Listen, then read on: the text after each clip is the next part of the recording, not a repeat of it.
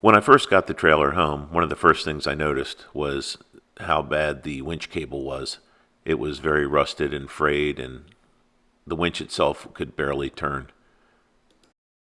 So the first order of business was to get to work spraying some penetrating oil on all the moving parts to try to break it free. After letting it sit for an hour or so, I tried to move it, but I still couldn't, so I ended up using a ratcheting tie down and hooking it to one end of the trailer and then the other end to the winch to try to pull it out of the spool. It took quite a bit of pressure and pulling, but finally I was able to get it to break free.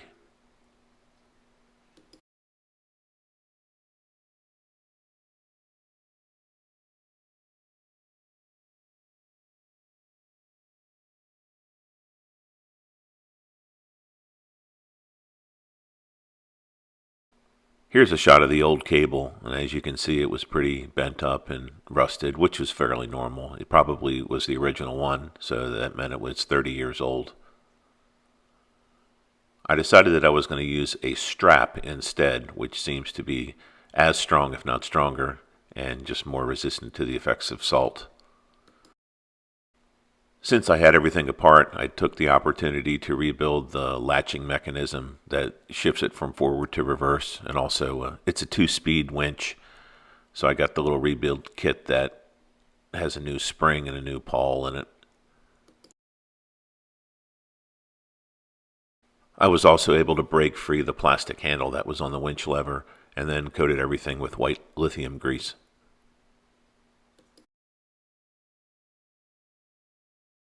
The strap has a sewn eye on the back of it, so what I had to do was drill a small hole in either side of the spool and then put a grade 8 bolt through there that holds the strap in place so it doesn't unwind. Once I did that, I was able to wind the new strap on. The strap that I bought is 4 inches wide and it has a pre-attached clevis hook on it, and it's supposed to have like a 12,000 pound rating, which should be plenty to pull the boat onto the trailer.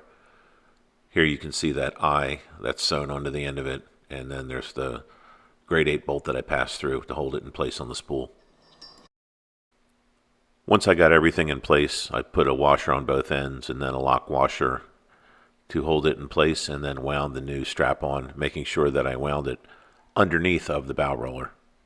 I've seen people wind them over top, and that puts a whole lot of pressure on the roller, and it's actually incorrect.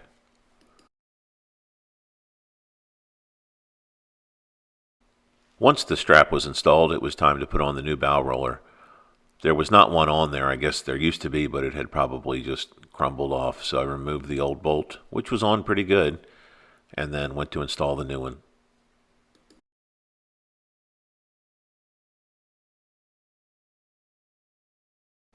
The new roller that I got is actually a three-piece roller. It has a center part, and then it has two wings that kind of go on the outside. When I went to put the new one in, I saw that the mount had actually been bent, so I needed to straighten it out. And the best tool I had was a monkey wrench, and I bent the left and the right side until they were about 4 inches apart, and the center portion of the roller would fit between them.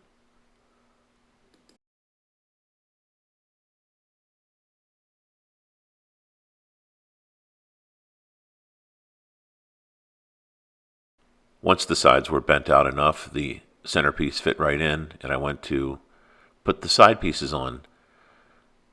First, I thought maybe the mount was too far apart, so I used a clamp to try to hold it together, but then I realized that the supplied bolt was not long enough. The bolt was only about a half an inch too short, and I was getting frustrated because it was about 100 degrees out, and nothing seemed to be going right, even though this was a fairly simple repair. So, another trip to the big box store, and I came home with a 7-inch bolt, which was the perfect length, and everything went right together.